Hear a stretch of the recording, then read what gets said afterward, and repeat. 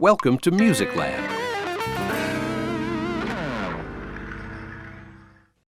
Chick Corea has been one of the most influential and significant jazzmen since the 1960s, and every phase of his development has been well documented on record.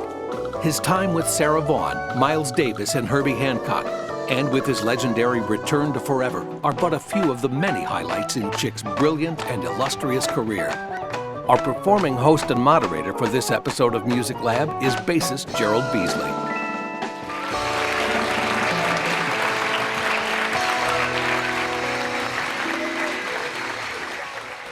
Welcome to MUSICLAB. I'm your host, Gerald Veasley. It's really hard for me to introduce today's guest because I don't know where to start. I mean, he's a pianist, a band leader, composer, soloist, arranger, and educator, a true master musician in every sense of the word, very, very influential artist, a 12-time Grammy Award winner. Please, a very warm MUSICLAB welcome for Mr. Chick Corea.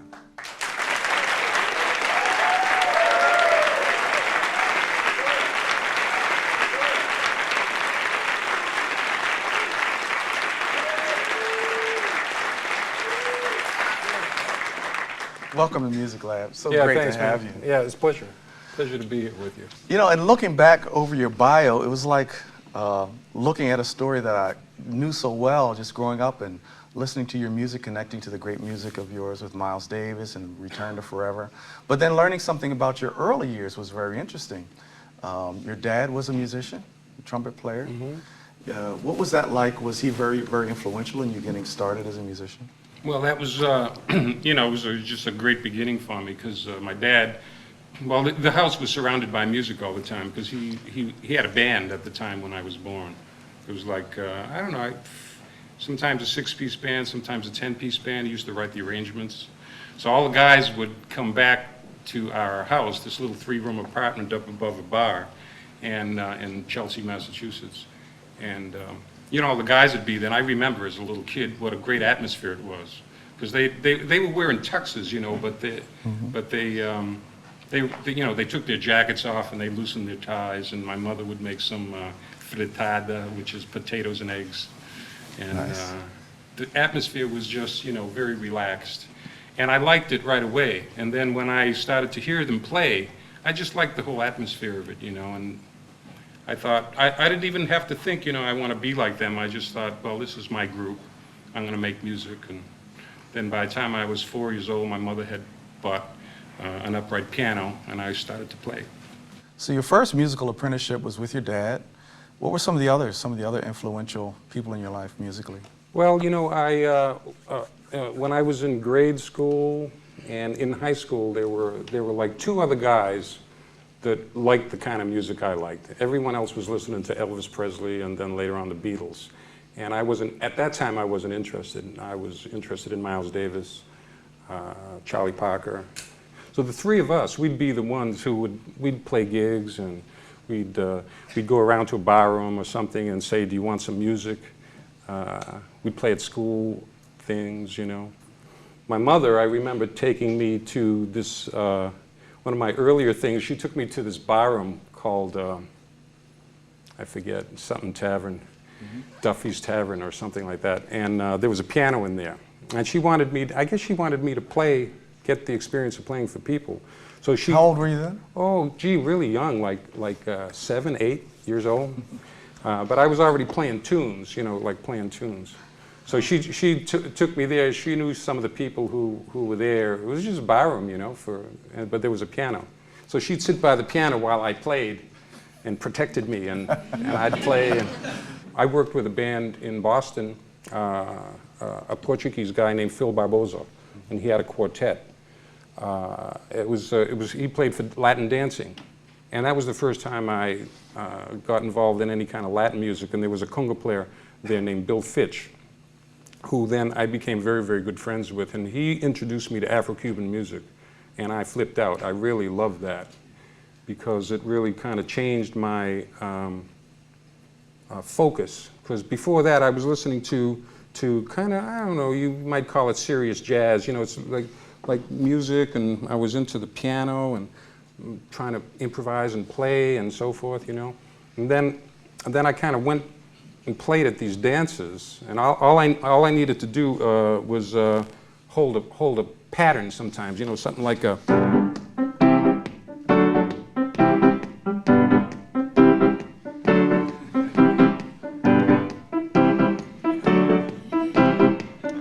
That gets you fired. You know, you can dance all night with something like that. But so my attention came off the technique of the piano so much, and it went on to like music creating an effect for people were dancing and having a good time with this music. And so that was a revelation for you. Really, it was a big change in my life because I saw that music did something for people. It was the first time I actually really noticed it, aside from the fact that it was all this music I was listening to was doing something for me. I didn't kind of think of it that way. But me as a performer or a player, I didn't realize, you know, till that moment that music has this power to do something, and it's what people like, you know. And I wanted to very much pursue that way of making music. Well, speaking of music doing something to people, I would love to hear you play another piece. That'd be all right? Okay. What shall I play? I have no idea. Let me... Okay, I'll make a little improvisation on an old theme of mine. Sounds good.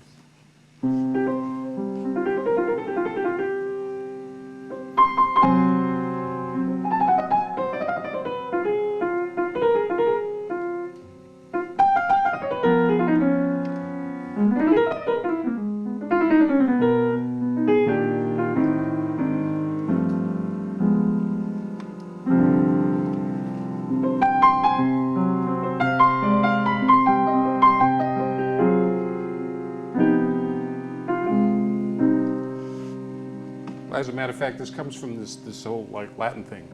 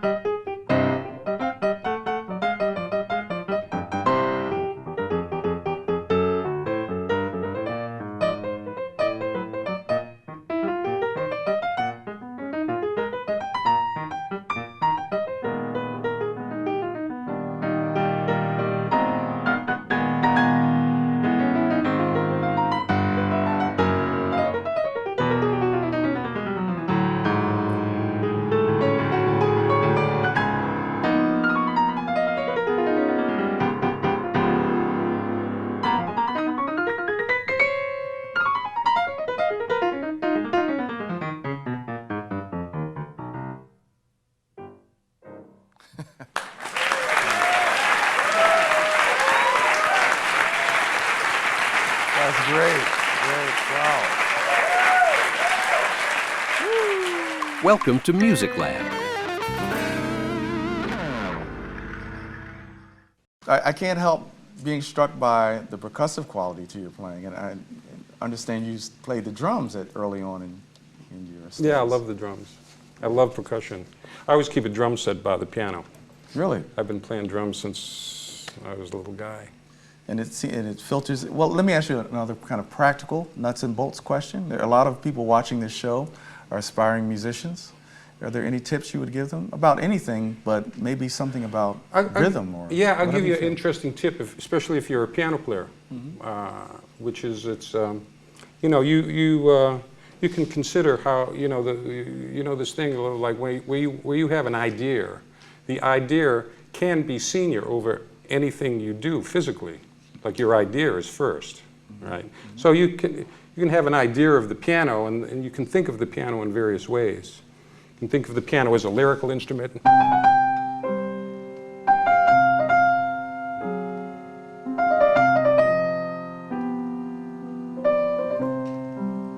You know, you could sing that, or you could think of it as I don't know, as an accompaniment instrument.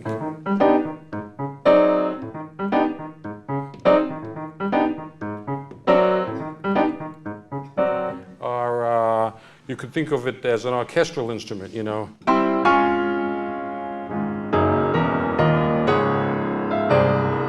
And then trumpets. And you can think of it a lot of different ways, but I'm getting around to the point that you could think of it as a percussion instrument. And actually, it's categorized kind of officially as a percussion instrument. And the reason is because it strikes. There's a hammer and it strikes the string. You see? And instead, I mean, you could strike the string. The hammer gets a cooler sound. Although, that's not a bad sound. But that's for the hammer, too. It's a percussion instrument. So you could look at you know, if you have drums, sometimes you tune drums to a particular pitch. You have a drum at one pitch and a drum at another pitch. And if you have two drums that are playing two pitches, that's one way to think about it. Well, you could think about the piano as having like 88 drums. Interesting. You see, say like a. You could take a couple of them, or you could take a bunch of them and go. You can think of it as purely as a percussion rhythm instrument, like you do a drum, and could open you up to various things. But I think of it that way often, and I like to play it that way often. We've been talking for a while. I would love to hear you play another piece, but I would also, if you don't mind, play something with you. Is that all right? Sure. Grab my bass.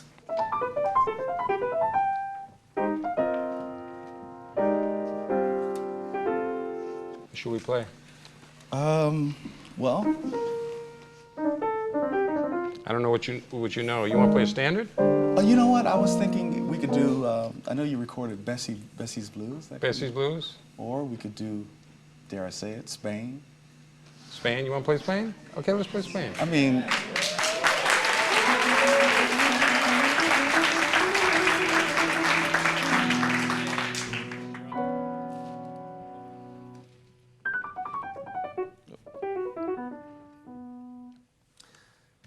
Are we on? We are on.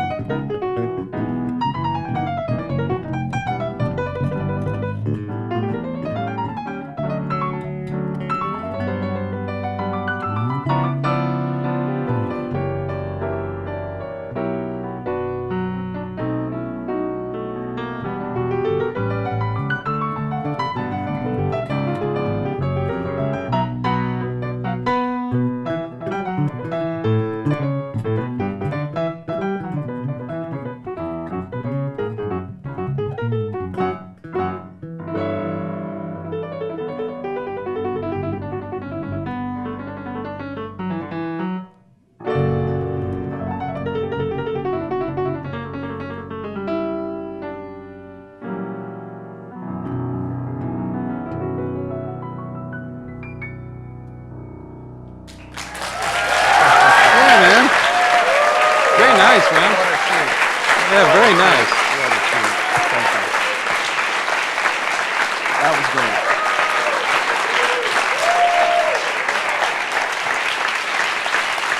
Very cool. Okay. That was great. Yeah. Which way is? You knew my tune. Which way is heaven? Which way is heaven? I could die now. This is. That was very good, man. On a more. You came prepared. Well. Welcome to MUSICLAB. Talk to me a little bit about the influence of flamenco music. Some of the people may be a little bit unaware of what flamenco music is. Maybe you just, not to ask you for a formal definition for our viewers, but maybe what it means to you, what do you think of, how would you define flamenco music? For me, I perceive flamenco as a culture. It's like jazz is a culture that grows with people as the music is the part of it, you know. And it seems to be a culture that mixes things that occurred in southern Spain, northern Africa, Arabia, and this mix of music, whatever it is, comes out to be some of the most sophisticated and beautiful and rhythmically interesting music, I think, on the whole planet. I agree. And of course, the great Paco de Lucia is one of the current masters of it. Yes, indeed. It's such a treat for me to just be here, feeling you playing and watching you play. I loved your music for so long. So Thank you, man. I just can't get enough. Can you play another tune for us? Sure. I'm going to play you, let me see, I'm going to play you a standard. It Could Happen to You. I learned from Kenny Durham. Nice. Okay.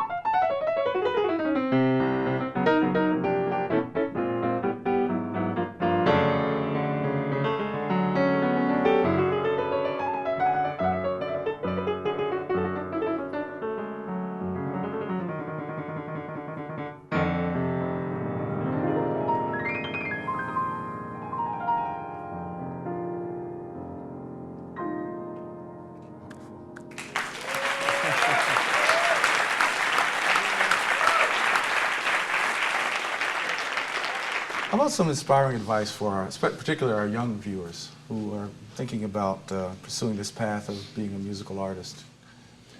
The only really useful stuff that any artist or any human being, I think, ever finally ended up with is what was true for him, is what he believed and what he saw and experienced to work, you know, like this works, and that works, and I can see that, and I can feel that, and so forth, you see what I mean? So, so a little bit of my advice is, you know, I'm definitely not saying to shut the world out.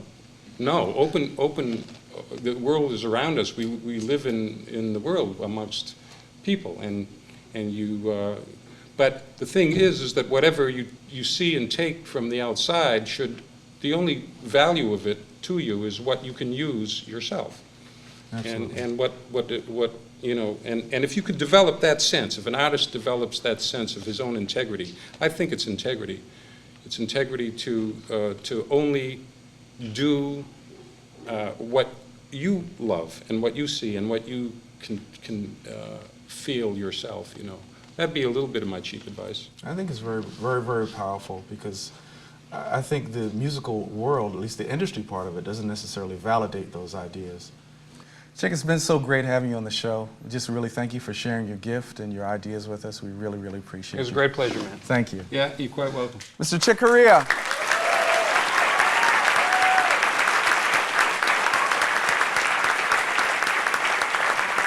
Yeah, let's play something.